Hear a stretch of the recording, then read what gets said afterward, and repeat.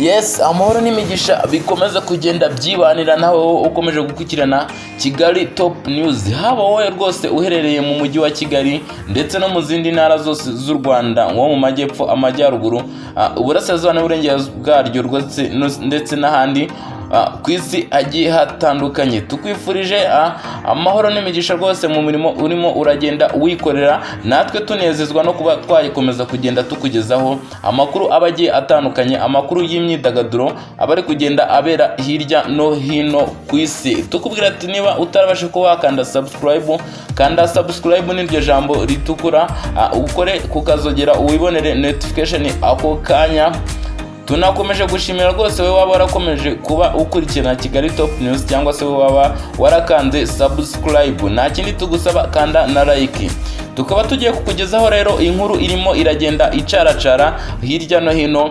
Ni inkuru yashimishije abatari bakeya rwose hano ku isi, akaba ari inkuru yabereye hariya mu gihugu cya Amerika, aho umuhanzi Reba mwamenye rwose, umuhanzi umaze igihe akazoza ke kagenda rwose kavugwa n'abatari bakeya.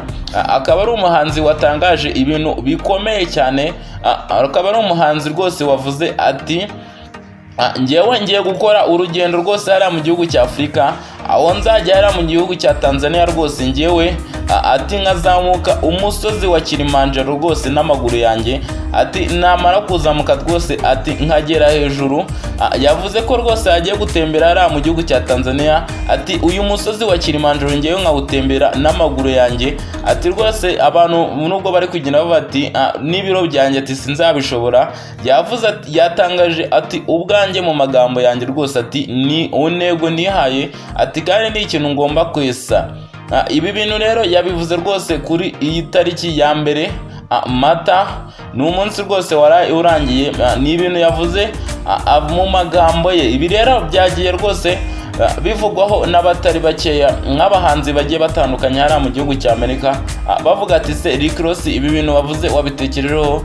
Ati kubivuze ntabwo bivuze kubikora, kuko umusozi wa Kirimanjaro rwose uri umwe mu misozi hari hano ku mugabane wa Afurika rwose, akaba ari umusozi umwe mu misozi miremire ndetse no ku isi. Ati se uyu musozi urumva ufite imbaraga rwose zo kuba wawuzamuka n'amaguru yawe? Ibi ni ibintu rwose byagiye bikorwa n'abantu bakeya cyane hano ku isi, kuba bafata urugendo nk'uru rwo kuzamuka umusozi bakaba barushobora. Ndetse abantu bagiye bagaruka no ku biro cyangwa se ubunini bwa Reba, bavuga ati rwose yaba byakavuze n'undi nibivuge rwose n'umugabo nka Reba, umugabo munini. Reba rero kuba yakomeje agenda avuga ibi ngibi, bavuze ati ahubwo ni ugukomeza umenyekanisha rwose ubwiza bwa Afurika. Ati kuko ubu ngubu uyu musozi wa Kirimanjaro uhise umenwa n'abantu batari bake hano ku isi. Ati kuko rwose naho Reba we yavuze ati n'ubundi uyu musozi rwose ugabuzwi, ntabwo ibyo ari byo ngewe ngamije. Ati rwose icyo ngamije ngewe ni ukuba nakurira uriya musozi n'amaguru yanjye. Ibi bintu rero byagiye rwose nk'uko turi kugenda tubabwira bivugaho n'abatari bakeya, bikaba byishimiwe n'abaturage ba Tanzania ndetse n'ubuyobozi bwa Tanzania byashimishije, ndetse n'abakurikirana inyungu ziva mu bijyanye n'ubukerarugendo hariya mu gihugu cya Tanzania, bavuga ati rwose ibi bintu bikwiye gukorwa n'abandi bahanzi cyangwa se n'abandi basitari bagiye batandukanye hano mu gihugu cya Afurika. Reba rero avuze ibi ngibi nyuma y'udushya tugiye dutandukanye rwose agenda akora.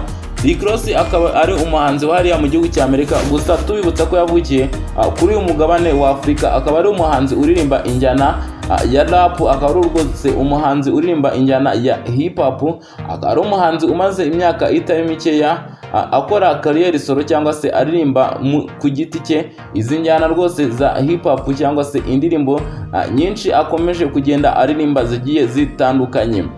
Nk'uko twabibabwiye rero hariya mu gihugu cya Tanzania cyangwa se hariya uriya musozi wa Kirimanjaro uri, abatari bakeya bagiye bishimira ibi bintu Reba yavuze, bavuga ati rwose turagushyigikiye. Ati ndetse natwe icyo uzadusaba tuzakigukorera icyo ari cyo cyose.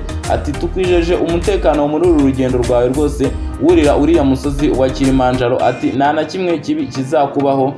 Abantu rwose bagiye bamushyigikira bavuga ati rwose ibi ni iby'agaciro, ati rwose umenyekanishije n'igihugu cyacu mu ruhando mpuzamahanga, ati Rick Ross rwose uri uwa mbere. Abanyafurika rero bagiye batandukanye nabo bagiye babivugaho byinshi bigiye bitandukanye, bavuga bati abahanzi rwose nka Rick Ross, abahanzi bazwi rwose bagiye gufatira icyitegererezo kuri Rick Ross bagateza imbere iby'iwabo. Ati se kuki atavuze indi misozi igiye itandukanye nk'imisozi yo mu bindi bihugu rwose nk'ahariya mu Bushinwa, imisozi yo mu Burayi rwose. Ati rwose Rick Ross kuba yagaragaje ko atekereza ku mavuko yose cyangwa ku mamoko yariya ku mugabane wa Afurika, ati ni ibintu bishimishije n'abandi bakwiye kugenda bamwigiraho.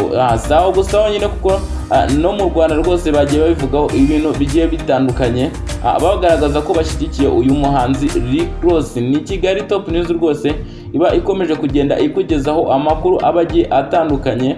Yes, tubibutsa ko Rick Ross rwose ari umuhanzi utoroshye rwose ku rwego mpuzamahanga, akaba ari n'umuhanzi wakoranye indirimbo na Diamond, umuhanzi rwose wariya mu gihugu cya Tanzania. Akaba ari umuhanzi wakomeje kugaragaza rwose ko yikundira igihugu cya Tanzania ndetse n'abaturage b'igihugu cya Tanzania rwose. Akaba ari ikintu kitabaye, akaba ari ikintu kitari icya mbere uyu muhanzi Rick Ross agaragaje ko akunda Tanzania, cyangwa se igikorwa kitari icya mbere kigaragaza ko Rick Ross yaba yumvamo igihugu cya Tanzania. Tubibutsa ko Rick Ross rwose ari umugabo ufite amafaranga menshi, akaba ari umugabo wagiye amenyekana nanone bitewe rwose n'ubwanwa bwe yifitiye.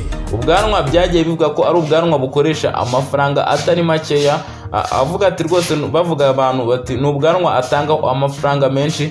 Akaba ari umugabo rwose ubwanwa bwinshi ikirangiriye ku isi muri rusange, umugabo uvuka rwose kuri umugabane wa Afurika.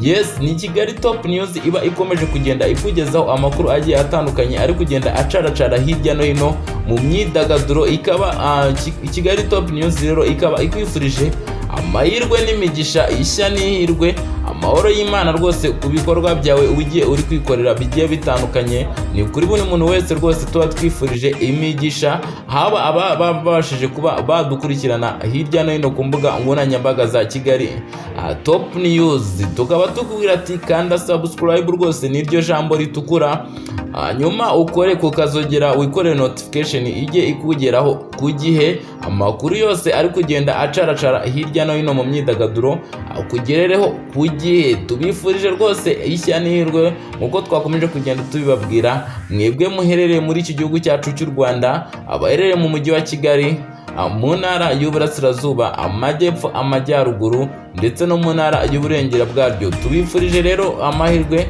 namwe mwese muduteze amatwi rwose mudahema kudukurikirana ndetse no kutureba, muherereye mu bihugu bya East Africa, muherereye nko mu gihugu cya Uganda, Burundi, Tanzania, Congo ndetse n'ibindi bihugu bigiye bitandukanye bya East Africa. Turanabashuje rwose mwese muherereye muri Afrika muri rusange ndetse n'ahandi hose ku isi, tubabwira ko tutazahema gukomeza tubagezaho amakuru abagiye atandukanye ari gucaracara mu myidagaduro.